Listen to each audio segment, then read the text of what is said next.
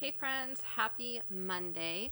I have had such great feedback this week on the podcast, and I have heard from several of you that it was really practical and really helpful last week's episode about kind of getting clear on what you want. And so I wanted to continue that conversation today by talking about phrases that you can use that hopefully will feel good to you to talk about what you want, because it's something that I think not only for those of us with strong Libra placements, but for a lot of women and some men, but especially for a lot of women, it is hard for us to say what we want, whether that's in relationships, at work, in other places, because we're taught from a very, very young age that what we want is not that important.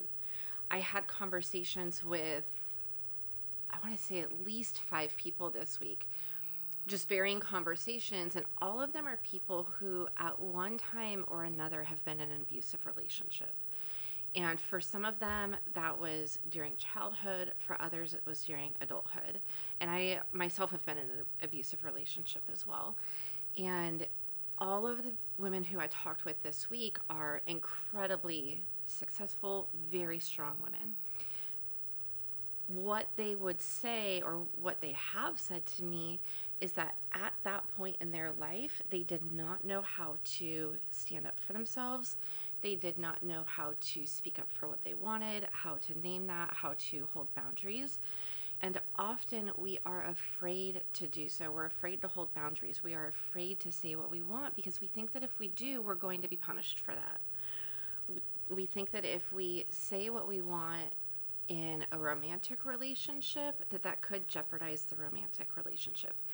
If we say what we want at work, that it could come back to bite us later.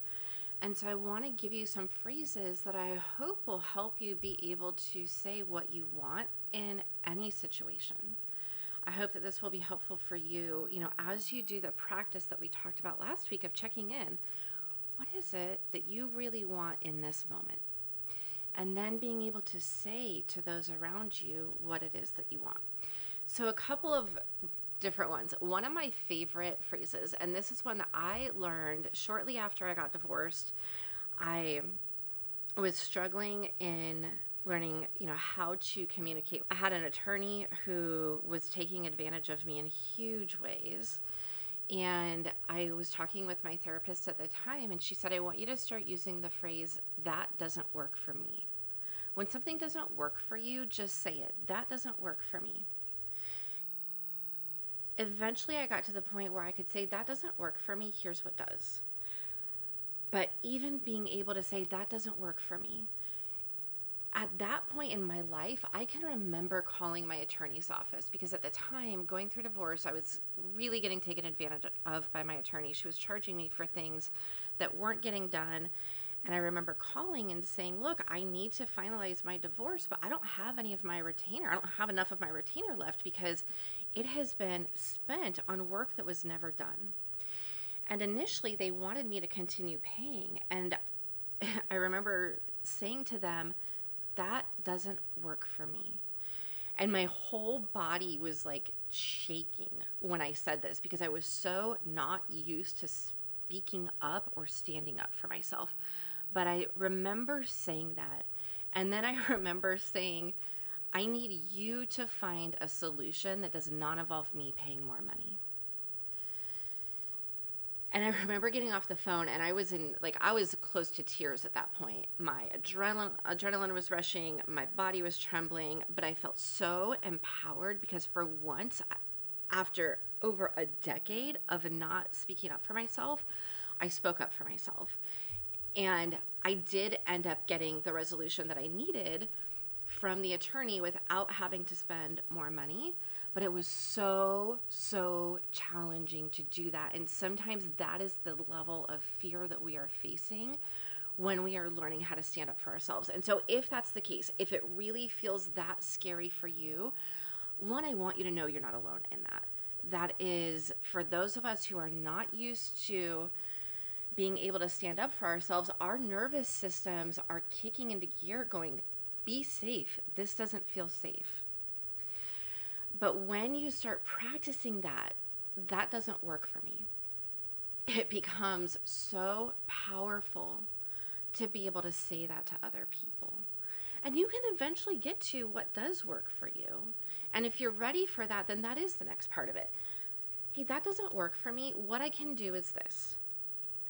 It doesn't work for me to work until 7 p.m., but I'm happy to get as much as I can done until 5:30. I've got to go get my kids, got to make dinner, and then I will finish this later in the evening, or I will finish this tomorrow, or I will finish this on Monday. You have to know your situation, what's going to be best, but being able to say, one, that doesn't work for me, and two, here's what I will do, is really beneficial, because it tells the person you're not just saying no, right? And for most of us, that's what we're afraid of. We don't want to say no to people. And so if we can say, that doesn't work for me, here's what does, that allows us to say yes within our own boundary system. So that's a really big phrase that I want you to get really comfortable using. That doesn't work for me, here's what does. And the more that you practice that, I think the more you're going to feel empowered and enjoy using it. Another one of my favorites is in an ideal world. This is a really fun one because it gives you permission to get really clear on what you want, while also recognizing that you might not get 100% of it. So if you are trying to tell somebody at work, if you're trying to tell a partner, if you're, whatever the situation is, get clear on what it is in an ideal world. What is it that you want? And then share that with the person. In an ideal world, I would like to be able to go to bed by 8:30 tonight. I would like to be able to sleep in without my alarm going off tomorrow and just wake up naturally. And then I would really love for there to be coffee ready in the morning. Do you see how specific that is? In an ideal world, here's what I want. Now, it's not saying that the other person has to go make all that happen. It may not even all be possible. But now you've been really clear on what you want. When you're talking about this at work, think about situations where somebody is asking something from you, or giving you the opportunity for a promotion, a pay increase, you are up for a new job, whatever it is. That's a great phrase. Hey, in an ideal world, I would like to be making this as my base pay and this as my full compensation. That is a great negotiating tactic, because you're just being honest about what you want while leaving room for them to say, okay, well, we may not be able to get the exact base salary you want, but maybe we can make up for that with bonuses, or maybe we can make up for that in other ways, or here's how we can get close to what it is that you want. So that phrase is so helpful, because whether it's something that feels really high stakes like negotiation, or simply talking about what you're going to do for the evening or for the weekend, it gives the other person a really solid understanding of, okay, ideally, here's what we would like to have happen. Now, let's see how close we can get to that. If you need to say no, and you don't want to just say no, we're not always comfortable saying that. So there are a couple of other things that you can say besides that doesn't work for me. I'm not available at that time. If someone needs you to do something at a specific time and you can't do it at that time, I'm not available at that time. I can do it blank whenever you can do it, if it's something you can do. Somebody asks, there's times when it is okay to say no, even to good things, because they aren't right for you right now. And that can be really hard to discern when that is, but when you need to, simply saying, I need to pass on that opportunity. It's okay to do that. If you want to be able to do something, but there's certain caveats to that, there's a few phrases that you can use for that. You can say things like, yeah, I would love to make that work. It's really important to me that we include. So you're starting with a yes and then saying, here's what I'd like to include. If you're working on a project, if you're doing something in a team, if you are in a meeting at work, it's okay to say, hey, it's important to me that we discuss whatever that is. When your people know that it's important to you, if they are the right people, they are going to be glad that you've said that.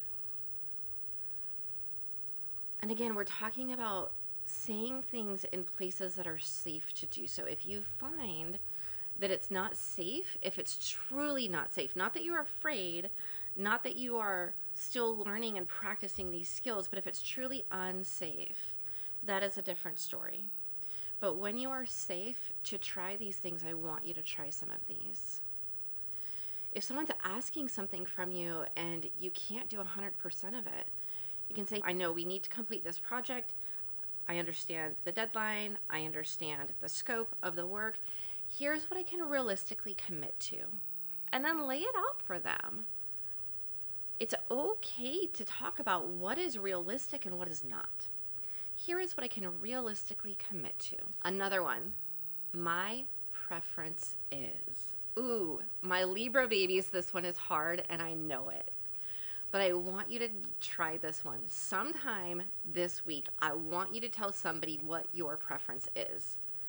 Whether you're talking about dinner plans, you're talking about something at work, you're talking about who is going to vacuum the living room floor. Hey, my preference is. And then say it. And just let the person know. Let them decide, do they want to do that or not? Are they going to go with your preference or not? If not, that's okay. They get their own choice. But I want you to practice my preference is and see what happens. Do you see how none of these statements are forcing the other person to do something? I think that's what we get afraid of when we talk about, especially those of us with these strong Libra placements. We're so big on justice. We're so big on integrity, on balance, on harmony, that we think that by saying what we want, we are imposing on the other person. But I hope that you see with these phrases, none of them are impositions. All of these phrases are simply giving the other person an opportunity to know what it is that works for you and what doesn't, to know what your preferences are, to know what an ideal situation looks like for you. And most of our people, especially those who love us and those who support us, they want to know that. And not everybody has this struggle. So I think this is also really important for us to remember, that for those of us who even these kind of phrases are challenging for, this is not hard for everybody. There are people in your life who have no problem saying, my preference is what I would like. That doesn't work for me, but here's what does. Here's what I can realistically commit to. Those phrases probably come incredibly naturally for some of your people. They would love to hear that coming from you.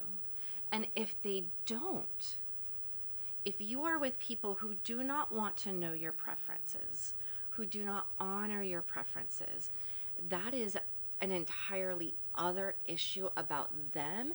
It is not an issue about your worth or your validity or the validity of your preferences. These women who I've talked with over the past week, and I talk with women almost every week. I feel like this is just such a common experience that so many of us at one point or another have gone through, where we have been in a relationship with someone who has shamed us, or who has made us feel bad, or who has taken our wants and our desires and our needs and turned them against us. I think many, many, many of us have experienced that on some level. The women who have come out of that, who I know, and who have learned these kinds of phrases, these are women who are now stepping into coaching businesses, who own their own companies, who are attorneys and CEOs, and just really strong and powerful women because they learned how to use phrases like this. Now, I'm not saying that every woman needs to go out and become a CEO or start her own business or anything like that, but it puts you in a position of power that, if you're not used to using these kinds of phrases, it can't help but impact the way that you show up at work. When you show up at work, being able to say what you want while also honoring others, saying what you want in a way that gives others the opportunity to decide for themselves if they want to meet that or not, that is incredibly powerful. This week, this Libra week that we're in, let this be something that you practice. Just practice as you would any other new thing, using one of these phrases. And if you do, I want to hear about it. Y'all, I love hearing from you. You can email me at hello@mosttrueyou.com. I would love to hear from you. If you use one of these, tell me which one and how it went. Happy Monday, my friends, and have a wonderful week.